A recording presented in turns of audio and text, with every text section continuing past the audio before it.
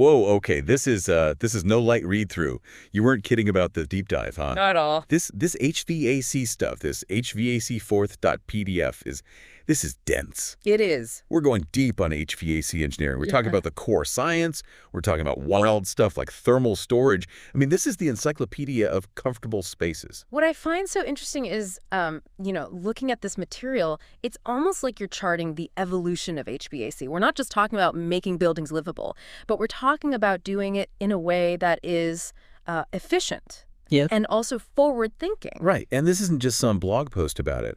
We have the laws of thermodynamics in here. Absolutely. Pages 7 and 9. I mean, it's like high school physics class got a serious upgrade. So we're not just like blowing hot or cold air around. We're manipulating energy itself. Yeah, in essence, we are. That's kind of cool. It is really interesting when you think about the core principles, right? Because those are really the foundation for, how to design systems that don't just fight against the laws of physics, but actually, use them to their advantage. So it's like we're composing with temperature. Yeah, it's almost like composing music, You need to understand the scales and the rhythms before you can really create a symphony of temperature and airflow. Okay, all right. Music to my ears. Literally. Now, this value engineering section on page 3 kind of caught my eye. Because I always thought that was like code for, let's just find the cheapest way to do this. Right. Yeah, that's the common misconception. And what's interesting? There's this guy, Alfonso de Liasolo, and he's considered kind of the godfather of value engineering in construction. And what he realized was kind of revolutionary is that instead of just cutting corners to save money, that sometimes if you actually spend more upfront and you do it intelligently, it actually leads to massive savings down the road, lower operating costs. You can even extend the lifespan of the entire building by having a really intelligently designed HVAC system. So it's less about being stingy and more about being strategic. Absolutely. Okay, that makes a lot of sense. Kind of like how those super efficient gas furnaces that we have today, like they evolved from these clunky behemoths, right? Exactly. Page 5 has this fascinating comparison. Yeah. It's really looking at the entire life cycle of a building and realizing that sometimes, that upfront investment pays dividends for decades. It's the long game. Yeah. Okay, get ready for this because this is what blew my mind. Yeah. Page 91. Altitude. Apparently, altitude has a massive impact on how you design these systems. It really does. Who knew? Yeah, it's one of those factors that seems so counterintuitive at first, but for an HVAC engineer, it's absolutely crucial. Right. Air density changes with elevation. Right. Okay. So the higher you go, the thinner the air gets, and that means we have to account for things like reduced pressure, even how efficiently fans can move the air. So a system designed for, like, a beach house wouldn't cut it on a mountaintop? Not even close. If you're building let's say you're building a ski lodge at 8,000 feet. If you tried to use a system that was designed for sea level, it'd be like trying to, inflate a bouncy castle with a bicycle pump. Right. It's not going to have the power to create the right conditions, right? Yeah. You need specialized equipment. You need specialized calculations that take into account that thinner air and ensure that everything's running smoothly. Wild. And I thought HVAC was just like moving air around. Well, it is moving air around. Okay, speaking of which, pages 130 and 131 get into this whole art of air distribution. Throw, drop, spread. Are we talking about air choreography now? In essence, yeah, we are. It's understanding how air moves within a space and using that knowledge to create a comfortable and consistent environment. Right. And, think about a time that maybe you've been blasted by an Arctic air conditioner vent. Or you're stuck in a room with just kind of stagnant, stuffy air. Yep. That's poor air distribution at work. Okay, yeah. Now I'm starting to see how this is way more than just sticking a vent on a wall and calling it a day. Right. It is a science. And it comes down to things like diffuser selection and placement. So these are, you often see them, they're those vents up in the ceiling. Right. They can actually make or break the entire system's performance. So they're like the conductors of the orchestra, directing that flow of air to create a harmonious balance of temperature and comfort. So it's all about creating a symphony of air and not a hurricane of discomfort. Exactly. Okay, this is blowing my mind. Seriously, who knew there was so much to this? So we've got this air, and it's like beautifully choreographed now thanks to those diffusers. But how does it actually get around? We can't just be like carving tunnels through the walls. Right, well, that's where duct design comes in. If you look at, let's say, page 143, you'll see a diagram.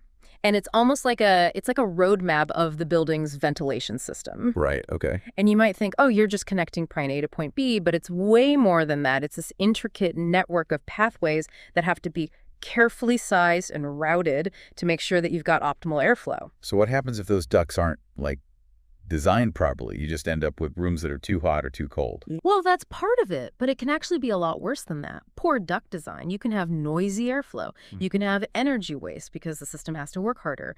You can have uneven heating and cooling. It's like having a leaky pipe in a plumbing system. It compromises the entire network. And speaking of leaks, how do you make sure that these ducts are, like, airtight?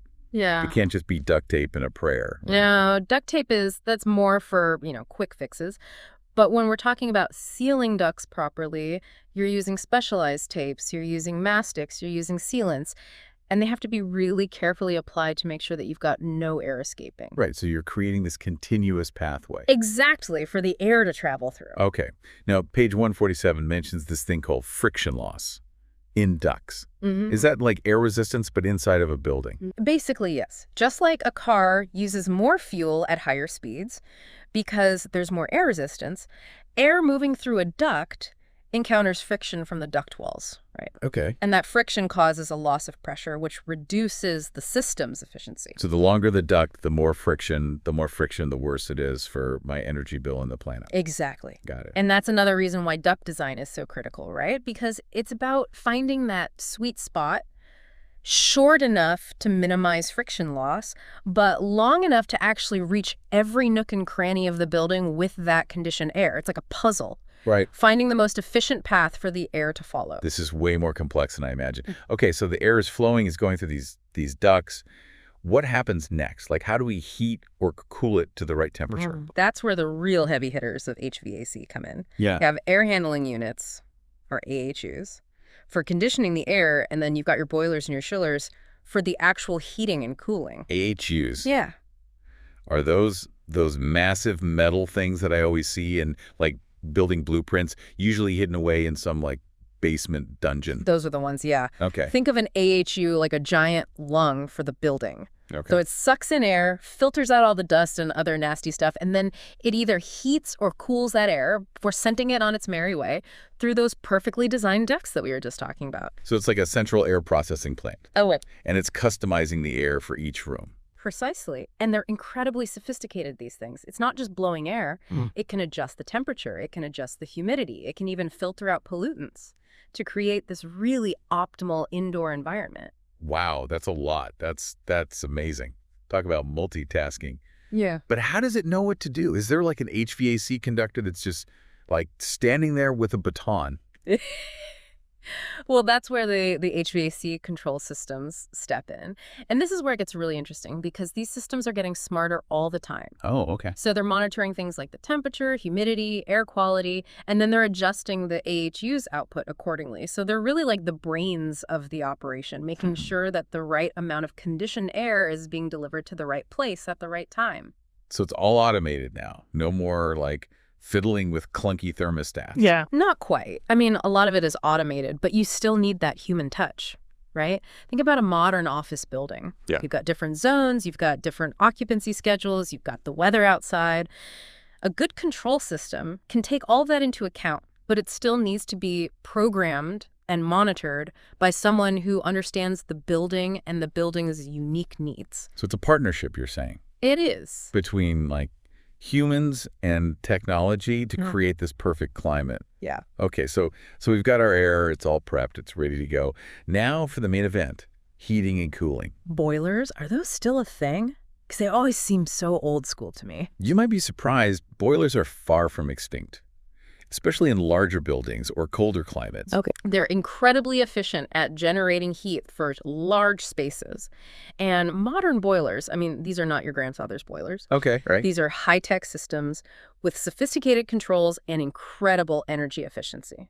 So it's not just about those like old-fashioned radiators anymore. Not at all. Modern boilers can be integrated with all sorts of heating systems. You can have radiant floor heating, which is amazing in the winter, keeps your toes nice and toasty. Systems that work in conjunction with those AHUs we talked about to provide, perfectly tempered air throughout the building. Okay, color me impressed, because I really thought those were a thing of the past. But what about the flip side? What about keeping things cool? What's the wizardry behind that?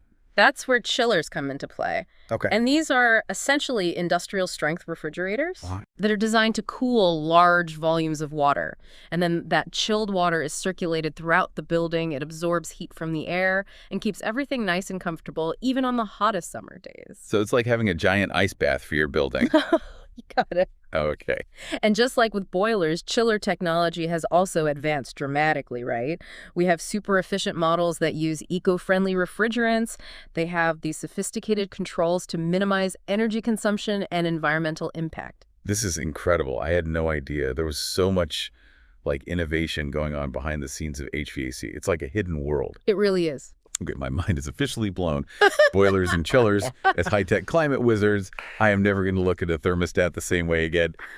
But all right, so we've got these perfect temperatures.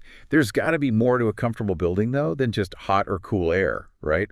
What about the air we're breathing? Yeah, you're getting at, a really crucial aspect of modern HVAC, indoor air quality, or IAQ. Right. And this is something that, maybe wasn't given as much attention in the past, but it's becoming more and more important because it's not just about making the air the right temperature, but making sure that it's actually healthy and refreshing to breathe. Yeah, because who wants to be in a room that's like perfectly climate controlled, but it smells like a gym locker? Exactly, and that's where ventilation comes in. If you look at, let's say, page 192 of this HVAC guide, it goes into a lot of detail about how important it is to bring in fresh outdoor air, to dilute those indoor pollutants, and maintain a good balance of oxygen and carbon dioxide. So you're giving the building lungs. That's a great way to put it, yeah. Like that. But just like our lungs, they filter out dust and other particles, right? Buildings need a good filtration system as well. So we're talking about removing things like pollen, allergens, dust mites, all those things that can really turn a comfortable space into a sneeze fest, Yeah. especially for people with allergies or asthma. Right. And I bet those like tiny virus particles that we've all heard so much about, those are no match for a top-notch HVAC filter, right? Exactly. And there's a whole range of filters out there. Everything from those simple panels that you see in most homes to those super-powered HEPA filters that you might find in a hospital or a lab. It really all depends on the level of filtration that's needed. So you're kind of customizing the air purification to the needs of that building. It's like an HVAC immune system. That's a great way to think about it. Yeah, it really is. It's about creating that customized solution. And in some cases, we even use technologies like ultraviolet lights, UV lights, to actually kill bacteria and viruses in the air. So that adds another layer of protection. So HVAC is like a silent guardian then. It's not just controlling the temperature, but it's purifying the air we breathe. That's a great way to put it. Yeah. But the thing is, pollutants don't just come from outside, right? We have to think about things like off-gassing from furniture, fumes from cleaning products, even everyday activities like cooking or printing can really impact the indoor air quality. Wow. So it's like an HVAC detective game then. You've got to like track down all these hidden sources of these pollutants. It can be. It can be. It really requires a deep understanding of the building, the materials that are being used, how people are using the space. But it's so crucial, especially as we're making buildings more airtight and energy efficient. Right. We don't want to be trapping pollutants inside. Right. We don't want to create an energy efficient building at the expense of our lungs. Exactly. It's all about finding that balance, creating spaces that are comfortable, energy efficient, but above all, healthy for the people inside. Wow, this has been incredible. I feel like I came in as an HVAC novice, and I don't know if I'd call myself an expert, but I'm definitely an enthusiast now. It's been a wild ride. Well, it's been my pleasure. I love talking about this stuff, obviously. Right. But it's such a dynamic field. Yeah. And it's only getting more exciting as we integrate new technologies and really try to find innovative solutions to create these buildings of the future. Well, to our listener out there, I hope you're as pumped about the world of HVAC as I am now. It's not just about thermostats and vents. It's really about creating these environments where people can thrive. Yeah. And I think the next time you walk into a building and you take a deep, comfortable breath of, fresh, temperature perfect air, Just remember, there's this whole world, this often invisible but essential world of HVAC that's making it all possible. Couldn't have said it better myself. Until next time, keep those air filters clean and those thermostats happy.